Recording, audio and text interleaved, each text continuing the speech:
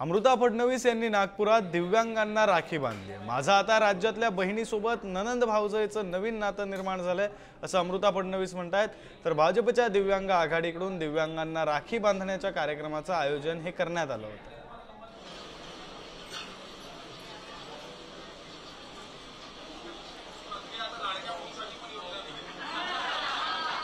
मला खूप आनंद आहे की माझ्या या दिव्य बांधवांना मी राखी बांधली आणि हा आमचा आता जन्माचा एक संबंध इथनं चालू झालेला आहे भाऊ बहिणीचा। तसंच मी काही स्त्रियांना सुद्धा राखी बांधली आणि त्यात त्यांनी देवेंद्रसाठीच एका प्रकारे मला शुभेच्छा दिल्या आणि त्या मी देवेंद्रजींना नक्की कळवेन आणि त्यांच्याबरोबर एक नातं चालू झालं माझं।